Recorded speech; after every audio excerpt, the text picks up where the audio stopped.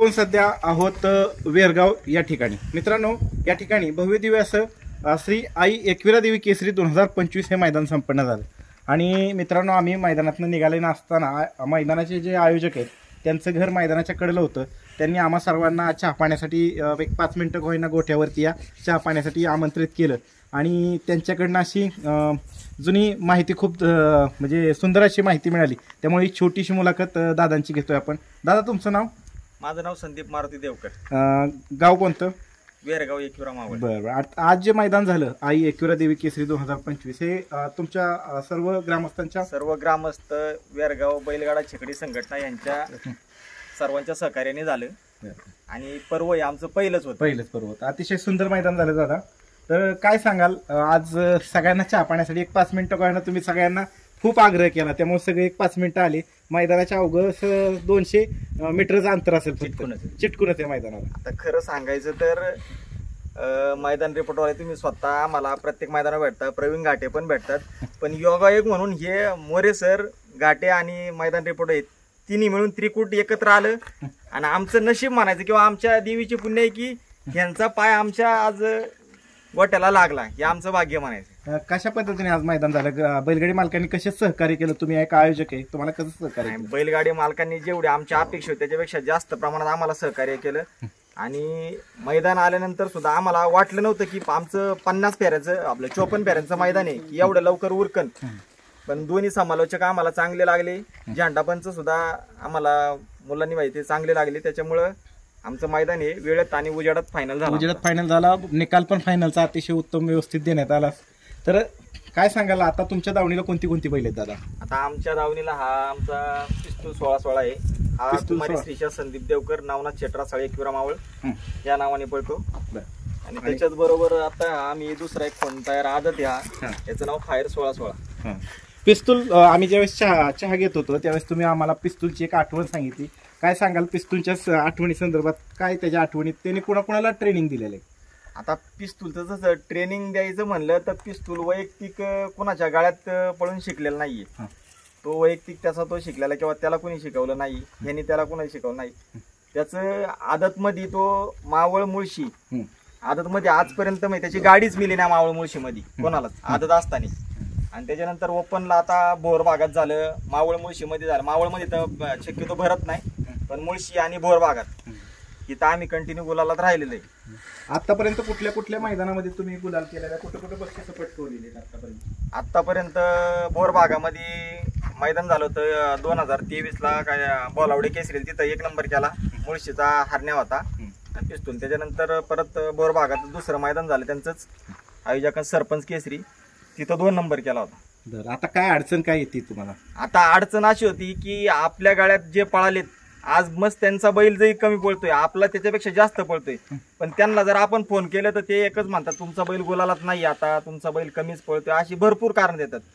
त्यांना एकच सांगणं आहे की जेव्हा कुणी नव्हतं त्यावेळेस आम्ही तुमच्या बरोबर होतो, तुम्ही पण आम्हाला समजून घेतलं पाहिजे. आम्हालाही पैरे करून आम्हालाही कुठेतरी तुम्ही सहकार्य केलं पाहिजे. पिस्तूल 16-16 आज पळाला पिस्तूलला. पण कितव्या गटात पळाला?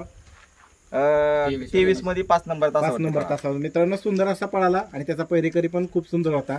तर म्हणजे तुम्हाला दोन्ही बैलांना अडचण येते पैरे करताना? नाही, त्याला तिथं काय अजून ट्रेनिंग त्याला काय काढलेला नाहीये. आदत बच्चा आहे. जसं मोरे सरकार म्हणतात की आदत मध्ये लहान मुलाला पळवायचा नाही, त्रास द्यायचा नाही, आम्ही त्यांच्याच पावलावरती पाऊल टाकून त्या वासराला अजून पळवत नाहीये. ज्यावेळेस तो दात लावून दुस्सा होईल त्यावेळेस त्याला मैदानामध्ये काढणार आहे आम्ही. बरं, आता निश्चितच तुम्हाला ही मुलाखत पाहिल्यानंतर पैरे होतील, निश्चित तुम्हाला सहकार्य लाभेल इतर बैलगाडी मालकांचं.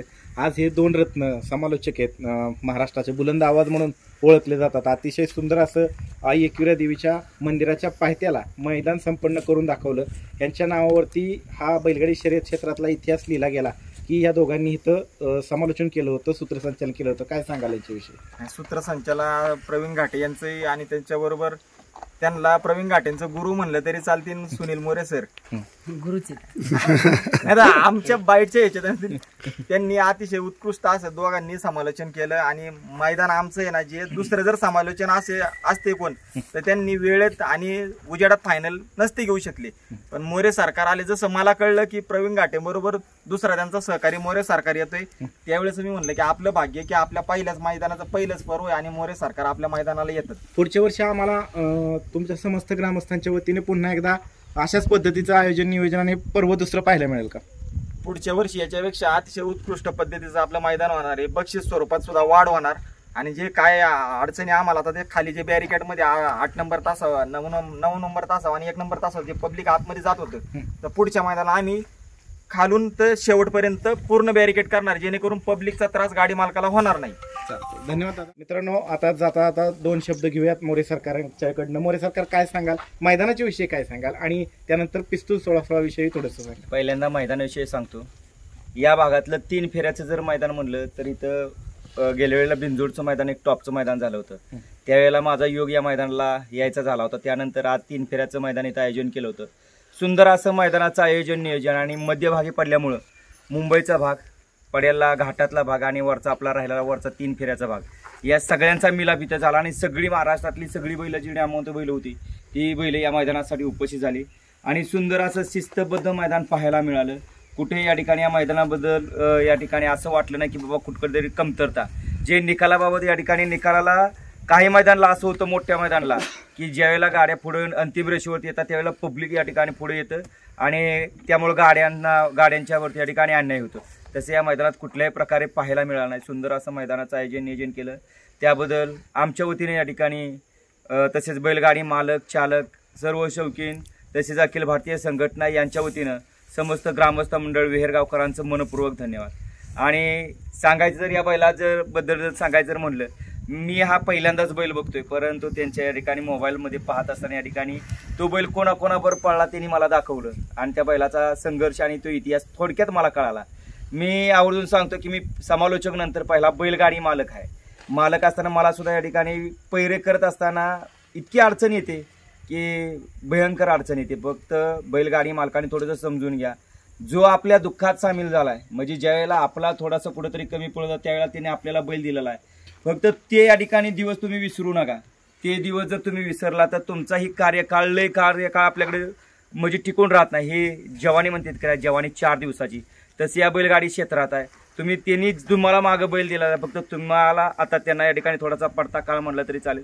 त्या पडत्या काळात तुम्ही आता त्यांना साथ द्या आणि त्यांना कुठेतरी या ठिकाणी बरोबर घेऊन चाला, तर हे क्षेत्र टिकणार आहे. आता इथं पैशाचा विषय लागला, वायदीचा विषय लागला, परंतु वायदीचा पैशाचा काळ हा सर्व काळ तुम्हाला या क्षेत्रात राहणार नाही. पैसा आजचा उद्या जाणार आहे, परंतु उद्याचा जर तुम्ही दिवस जर पाहायला गेला का नाही तर तुम्ही परत 50,000 आता घेतली असेल वायदी, तर उद्या तुम्हाला ₹1,00,000 दिले तर तुम्हाला परत बैल नाही कोण देणार. हा वायदीचा इतिहास आहे. त्यामुळे वायदीच्या मागं लागू नका. जे सर्वसामान्य बैलगाडी मालक आहेत त्यांना बैल द्या आणि त्यांना कसं आपल्याबरोबर घेऊन वर जाता येईल याचा प्रयत्न करा. अजून या ठिकाणी आता बैल वाटतंय थोडासा खराब आहे त्यामुळे वय झाला, परंतु बैल वय झालेला नाही, बैल अजून तंदुरुस्त आहे. फक्त आता त्यांना या ठिकाणी या बैलाबरोबर पळण्याची इच्छा आहे. पैरकरांना या ठिकाणी मी आवर्जून सांगू इच्छितो या बाईट मार्फत, तुम्ही या बैलाचा पहिला जुना इतिहास बघा. बैल किती पळाय, कुठल्या मैदानाला पळाय, कुठलं मैदान तिनं गाजवलेलं आहे ते बघा. आजच्या मैदानातला तुम्ही पळ बघा आणि त्यांच्याशी अवश्य असा संपर्क साधा आणि त्यांच्याबरोबर पायरा करून आपलाही बैल उजेडत जाईल आणि तोही बैल उजेडत राहील. फक्त वायदी न देता तो बैल पळतो, आपला बैल पळतो, दोघांचं संगनमत करा, दोघांनी अर्धे पैसे टाका, गाडी नोंदवा आणि गुलालात राहा आणि गुलालात राहणार हा माझा या ठिकाणी आत्मविश्वास आहे. सर, ते धन्यवाद मोरे सरकार. धन्यवाद. ठीक आहे सर.